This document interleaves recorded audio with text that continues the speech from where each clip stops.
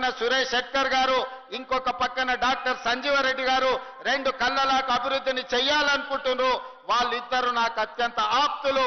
తప్పకుండా నారాయణ ఖేడ్ అభివృద్ధి కోసం ప్రత్యేకంగా ఒక సమీక్ష తీసుకొని సంజీవరెడ్డి గారు నాకు దృష్టికి తీసుకొచ్చిన నిధులను మంజూరు చేయడానికి, అనుమతులు ఇవ్వడానికి కూడా సంపూర్ణంగా ప్రయత్నం చేస్తా అని చెప్పి నేను వారికి విజ్ఞప్తి చేస్తున్నా.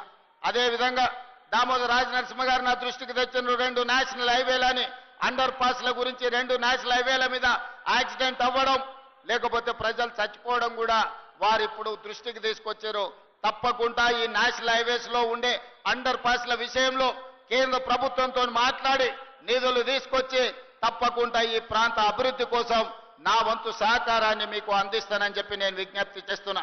అదేవిధంగా లక్ష్మీకాంతరావు గారి వేదిక మీద ఉన్నారు, మదన్ మోహన్ రావు గారు ఉన్నారు, అంజిరెడ్డి గారు కూడా కొన్ని విషయాలను నాకు రిప్రజెంట్ చేసిన ఎమ్మెల్సీ గారు, వారు నూతనంగా ఎన్నికైనరు. వారికి కూడా ప్రజలకు చెయ్యాలన్న తాపత్రయం, చాలా సంవత్సరాలు వారు ప్రజా జీవితంలో ఉన్నారు. వారికి ఇప్పుడు శాసన మండలి సభ్యుడిగా అవకాశం వచ్చింది.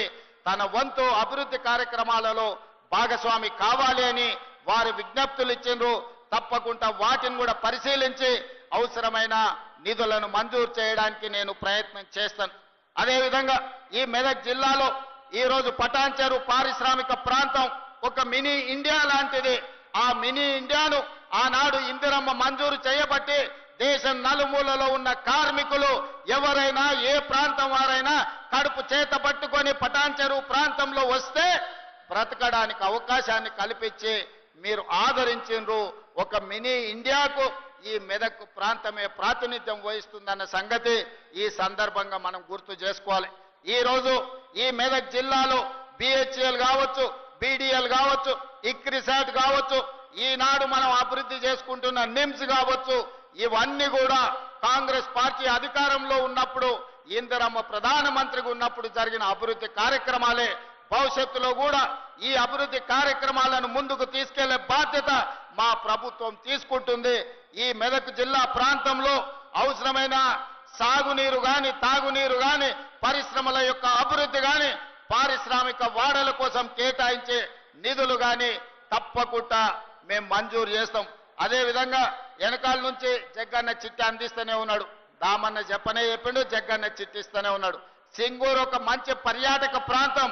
సింగూరు నుంచి మంజిరా జలాలు ఈ రోజు నగరానికి దాహార్తిని తీరుస్తున్నాయి.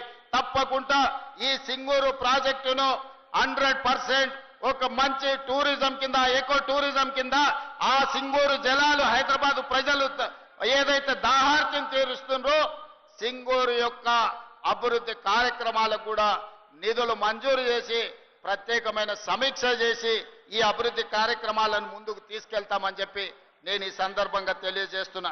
మిత్రులారా, ఈ రోజు ఎన్నికలు ముగిసినాయి. ఇక మనం అభివృద్ధి కార్యక్రమాలు చేసుకోవాల్సిన అవసరం ఉన్నది. మీ అందరి సహకారం ఉండాలి, మీ ఆశీర్వాదం ఉండాలి. ఈనాడు మీకు అందరికీ తెలుసు, తెలంగాణ రాష్ట్రంలో 25,55,364 రైతు కుటుంబాలకు 20,617 కోట్ల రూపాయలు మొదటి సంవత్సరంలోనే రైతు రుణమాఫీ చేసి రైతులను అప్పుల బాధల నుంచి విముక్తి కలిగించిన ప్రభుత్వం మన ప్రభుత్వం అని చెప్పి రైతులకు ఈ రోజు నేను చెప్పదలుచుకున్నా. ఇదే కాదు, రైతుకు 24 గంటలు ఉచిత విద్యుత్ ఇవ్వడమే కాదు, రైతు భరోసా పథకాన్ని కూడా 10,000 సంవత్సరానికి ఎకరాకుంటే 12,000కు పెంచి రైతు భరోసా పథకాన్ని కూడా ఈ రోజు ప్రజలకు అందుబాటులో తెచ్చినాం. భూమి ఉన్న వాళ్ళకే కాదు, భూమి లేని నిరుపేదలకు కూడా మీకు ఉపాధి హామీ పథకం